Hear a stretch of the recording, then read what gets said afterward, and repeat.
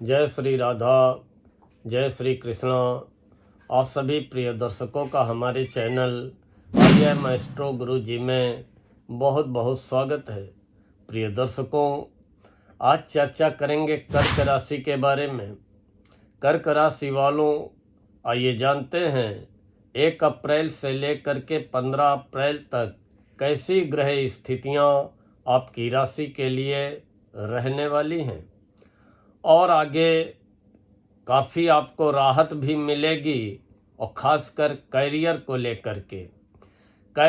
लेकर के जो भी चिंताएं चली आ रही हैं, चाहे वो नौकरी हो चाहे व्यापार हो, व्यापार में अचानक घाटा, नौकरी में अचानक अवरोध, या नौकरी करते हुए भी वहाँ के वातावरण या वहाँ के पैकेज से मानसिक रूप से संतुष्टि न मिलना, घर परिवार में भी मनोनुकूल वातावरण न मिलना, संतान पक्ष को लेकर के कोई न कोई चिंता मन को परेशान करना, घर में तनाव खिंचाव का माहौल रहना, एकाएक मन बहुत अधिक विचलित हो जाना कि क्या करूं, कहां जाऊं, कैसे क्या होगा।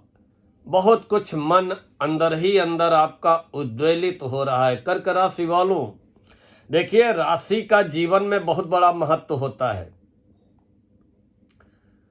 क्योंकि अक्सर यही तो पूछा जाता है कि आपकी राशि क्या है या वो किस राशि के हैं। तो जीवन में और राशि से ही सब कुछ आधारित होता है। आज भी जो हम ग्रहों की गणना कर रहे हैं तो आपकी राशि कर्क के आधार पे ही कर रहे हैं। और आपके राशि के स्वामी कौन है? चंद्रमा। और चंद्रमा का काम क्या है? घटना बढ़ना। महीने भर में अमावस्या भी आ जाती है और महीने भर में पूर्णमासी भी आ जाती है। यही आपके जीवन की कहानी है। जिंदगी में तो कभी आपने पूर्णमासी का पूरा पूरा आनंद लिया, मौज ही मौज रही, नौकरी में भी बढ़िया पैकेज रहा, व्यापार भी बहुत ऊंचाई तक गया। लेकिन कभी कभी आपको अमावस्या का भी सामना करना पड़ा कि एकदम से जो है नौकरी छूट गई, या जो है चलता चलता काम रुक गया। जहां से बड़े बड़े ऑर्डर मिलते थे वो मिलने बंद हो गए। तो कहीं न कहीं अमावस्या और पूर्णिमा, इन दोनों का टेस्ट कर्क राशि वालों को जीवन में मिला है, मिल रहा है, क्योंकि राशि के स्वामी चंद्रमा है। अब इन 15 दिनों में चंद्रमा किन तारीखों में सफलता दिलाएंगे, किन तारीखों में सावधान रहना होगा, उसकी भी चर्चा करते हैं। लेकिन कर्क राशि वालों, थोड़ा सा धैर्य रखिए। कैरियर की चिंताएं तो अब आपकी समाप्त होने वाली हैं, चाहे आप नौकरी करते हो चाहे व्यापार करते हो। पहले हम चर्चा करेंगे ग्रहों के राजा सूर्य की। सूर्य आपके धन भाव के स्वामी हैं और सूर्य है कहां पर? मीन राशि में, 9वें घर में, भाग्य भाव में। अब सूर्य आपको अच्छे परिणाम देने की स्थिति में कब आएंगे? जब सूर्य यहां से निकलकर 10वें घर में आ जाएंगे, 14 अप्रैल को सुबह 9:31 तक। अब लेकिन भाग्य भाव में है तो अभी तक तो सूर्य 8वें थे, और कुंडली में 6ठे, 8वें, 12वें घर में कोई भी ग्रह बैठा हो गोचर में बहुत अच्छे परिणाम नहीं देता है, और खासकर 8वें घर में। अब अष्टम सूर्य थे और ये थे 14 मार्च तक। 15 मार्च को यहाँ पे आए हैं, तो 14 मार्च तक आपके धन का नुकसान ना हुआ हो, ऐसा हो ही नहीं सकता है। या आप अपने आप को अपमानित ना महसूस किए हो, ऐसा हो ही नहीं सकता है। या आपका आत्मबल, विल पावर कमजोर ना हुआ हो, ऐसा हो ही नहीं सकता है। या आपको घर परिवार से दूर जाना पड़ा हो, या घर परिवार में रहते हुए कलह विवाद तनाव का सामना करना पड़ा हो, ऐसा हो ही नहीं सकता है। धन के भाव में बैठे हुए केतु अचानक धन हानि कराते हैं। अचानक आपकी वाणी से कुछ ऐसा निकल जाता है कि सामने वाला जो है बना बनाया काम बिगड़ जाता है, सामने वाला आपसे जो है नाराज हो जाता है। तो ऐसी स्थितियां अभी तक चल रही थी, लेकिन अब राहत मिलेगी। 8वें सूर्य हटे यहाँ से, 15 मार्च को यहाँ 9वें घर में आ गए, कुछ तो राहत मिलेगी। लेकिन सूर्य को लेकर के अर्थात आर्थिक स्थिति को लेकर के पूर्ण संतुष्टि अभी आपको नहीं मिलने वाली है। लेकिन यही सूर्य जब 14 अप्रैल को 9:31 पर मेष राशि में पहुंचेंगे, आपकी राशि से 10वें हो जाएंगे। गोचर में तीसरे, छठे, 10वें, 11वें सूर्य बहुत अच्छे परिणाम देते हैं। तो अब जब सूर्य कैरियर पे आ जाएंगे, यश मान सम्मान दिलाएंगे, पद प्रतिष्ठा दिलाएंगे, सरकारी नौकरी की प्राप्ति कराएंगे, सरकारी अधिकारियों से कोई काम बनवाना चाहते हैं वो आपका काम बनेगा, कोई आपके प्रशासनिक कार्य अटके हैं, रुके हैं, कोई सरकारी फाइल अटकी हुई है, रुकी हुई है, वो आपकी पूरी होगी। तो निश्चित ही अगर राजनीति में है तो भारी सफलता आपको सूर्य दिलाएंगे, मेडिकल लाइन में है तो भारी सफलता दिलाएंगे, व्यवसायी है तो आपको मान सम्मान पद प्रतिष्ठा दिलाएंगे, सरकारी नौकरी में है तो वहाँ पे आपको पद प्रतिष्ठा दिलाने का कार्य करेंगे, अधिकारियों से आप अपना काम बनाने में सफल रहेंगे। तो सूर्य तो आपके अनुकूल आने वाले हैं 14 अप्रैल से। जहाँ तक मंगल की बात है, देखिए मंगल 2 अप्रैल को दिन में 3:28 तक 8वें हैं और मंगल कल 26 मार्च को शाम को उदित हो जाएंगे। 8वें मंगल भी अच्छे नहीं होते हैं। कल शाम से लेकर के आपको जो है 2 अप्रैल दिन में 3:28 तक सावधान रहना होगा। चोट चपेट लग सकती है, एकाएक काम धंधे में कोई रुकावट या कोई नुकसान हो सकता है, संतान से मतभेद या संतान संबंधी चिंता में वृद्धि हो सकती है। लेकिन यही मंगल 2 अप्रैल को मीन राशि में पहुंच जाएंगे भाग्य भाव में। अब भाग्य भाव में पहुंचे हुए मीन राशि के मंगल अष्टम से तो बेटर नवम होते हैं, राहत प्रदान करेंगे, लेकिन पूरी तरीके से आपको संतुष्टि मिलेगी कब? जब आपके कैरियर के स्वामी मंगल 11 मई को दशम हो जाएंगे। एक तो स्वयं की राशि में होंगे और दूसरे कैरियर के स्वामी कैरियर के ही घर में होंगे। तो मंगल के अच्छे परिणाम आपको मिलेंगे 11 मई से। तो 14 अप्रैल से सूर्य, 14 अप्रैल से उच्च के 10वें सूर्य और 11 मई से स्वराशि के 10वें दिग्बली मंगल आपको कैरियर में मनचाही सफलता दिलाएंगे, चाहे मामला नौकरी का हो और चाहे आपके व्यापार व्यवसाय का हो, चाहे नौकरी पाने का सपना हो, वो निश्चित आने वाले समय में आपका पूरा होगा। आज की डेट में ना तो सूर्य बहुत अच्छे हैं, ना मंगल बहुत अच्छे हैं। सूर्य को जल देते रहें, मंगलवार को हनुमान मंदिर जाते रहें, डेली हनुमान चालीसा का पाठ करते रहें। देखिए बुध की जहाँ तक बात करें तो बुध जो है आपकी राशि से 8वें घर में है। अष्टम बुध अचानक आपको कहीं न कहीं से धन का लाभ कराएंगे, बाहरी क्षेत्रों से आपको लाभ या ऑर्डर दिलाएंगे, आपके प्रयासों प्रयत्नों में अचानक आपको सफलता दिलाएंगे।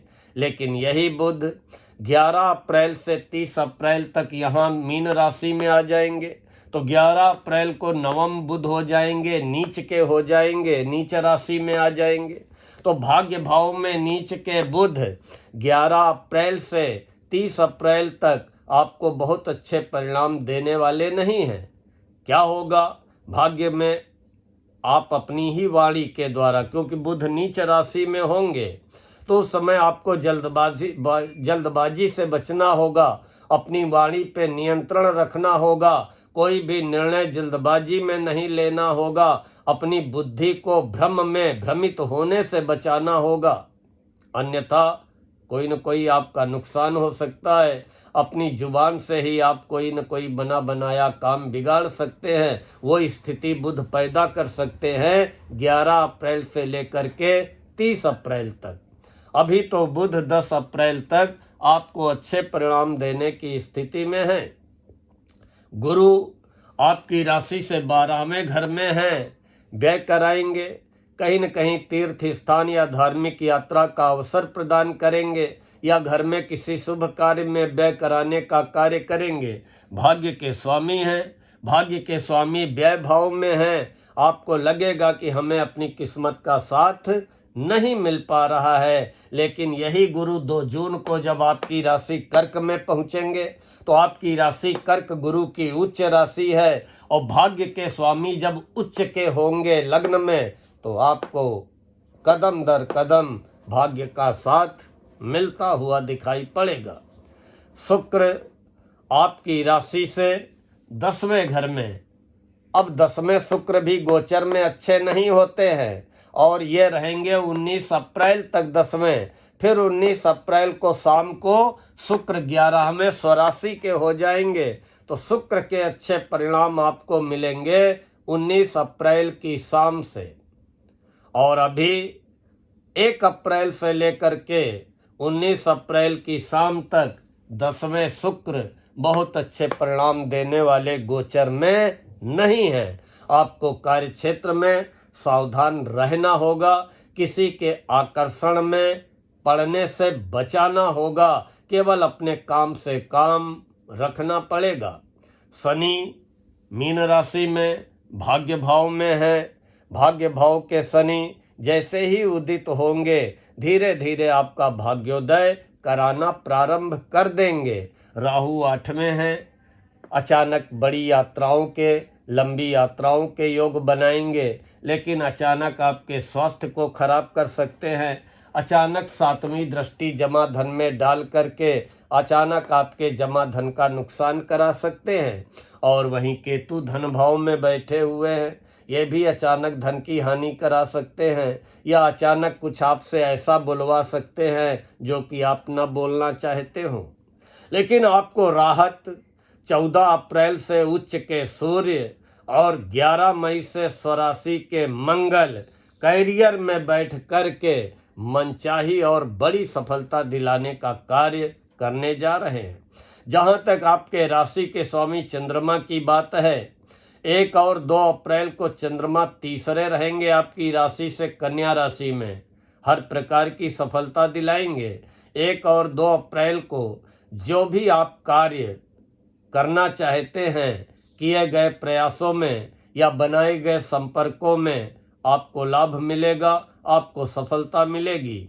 लेकिन 3, 4, 5 तारीख को सावधान रहना है। चंद्रमा चौथे हो जाएंगे, तुला राशि में यहाँ आ जाएंगे। चौथे चंद्र मन को अशांत बेचैन करते हैं, कलहकारी वाद विवाद वाला वातावरण बनाते हैं। वाहन सावधानी पूर्वक चलाएं, लड़ाई झगड़े से वाद विवाद से बचने का प्रयास करें। 6 और 7 अप्रैल को चंद्रमा पंचम भाव में नीच राशि वृश्चिक में रहेंगे। 5वें चंद्र परिणाम अच्छे देते हैं, लेकिन नीच राशि में रहेंगे तो संतान को लेकर के मन में चिंता पैदा करेंगे, आपको भी मानसिक रूप से चिंतित कर सकते हैं। शॉर्टकट तरीके से धनी बनने का प्रयास न करें। 8, 9, 10 अप्रैल को चंद्रमा छठे घर में आ जाएंगे धनु राशि में, हर प्रकार की सफलता दिलाएंगे, हर वाद विवाद में सफलता दिलाएंगे, हर प्रतियोगी परीक्षा प्रतिस्पर्धा इंटरव्यू में सफलता दिलाएंगे, और जो भी आप परिश्रम करेंगे उसका आपको मनोनुकूल परिणाम छठे चंद्र दिलाने का कार्य करेंगे। 11 और 12 अप्रैल को चंद्रमा आपकी राशि से 7वें घर में रहेंगे, मानसिक शांति मिलेगी, साझेदारी के मामलों में सफलता मिलेगी, व्यापार से राहत मिलेगी, जीवन साथी का सुख सहयोग मिलेगा। 13 और 14 अप्रैल को चंद्रमा आपकी राशि से 8वें घर में आ जाएंगे राहु के साथ कुंभ राशि में। 13 और 14 अप्रैल को बहुत सावधान रहना होगा, अपने स्वास्थ्य को लेकर के, खान पान को लेकर के। एकाएक अचानक धन की हानि मन को चिंतित व बेचैन कर सकती है। वाहन सावधानी पूर्वक चलाएं, किसी भी प्रकार का आर्थिक लेन देन जल्दबाजी में न करें, कहीं भी निवेश जल्दबाजी में न करें, और जितना ही सावधान व सतर्क रहेंगे उतना ही 13 और 14 अप्रैल को आपके लिए अच्छा रहेगा। 15 अप्रैल को चंद्रमा मीन राशि में भाग्य भाव में पहुंच जाएंगे, मानसिक चिंताओं में कमी करेंगे, मन को प्रसन्न रखेंगे, धर्म कर्म में मन लगेगा, और जो भी कार्य अधूरा पड़ा है उसमें आपको सफलता मिलेगी। देखिए, चंद्रमा का असर बहुत जीवन में पड़ता है। किसी दिन तो लगता है कि मन बहुत प्रसन्न है, बिना किसी कारण के मन अंदर अंदर प्रसन्न लगता है। कभी कभी एकाएक अचानक मन बहुत दुखी लगता है, कुछ भी अच्छा नहीं लगता है, किसी से बातचीत करना अच्छा नहीं लगता है, कोई शोर शराबा अच्छा नहीं लगता है, अकेलापन अच्छा लगता है, मन में तरह तरह की शंकाएं, डर, भय पैदा होता है। तो ये सब चंद्रमा के ही कारण होता है, क्योंकि मन के कारक चंद्रमा हैं और आपके तो राशि के स्वामी चंद्रमा हैं। देखिए, 1 अप्रैल से 15 अप्रैल तक केवल आपको 3, 4, 5 अप्रैल और 13 और 14 अप्रैल को विशेष रूप से सावधान व सतर्क रहना है। बाकी समय काफ़ी अच्छा व्यतीत होने वाला है। बाकी 14 अप्रैल से करियर को लेकर के आपके सारे बंद रास्ते निश्चित ही खुलने जा रहे हैं। इन्हीं शब्दों के साथ आज मैं अपनी वाणी को यहीं पर विराम देता हूँ। जय श्री राधा, जय श्री कृष्ण।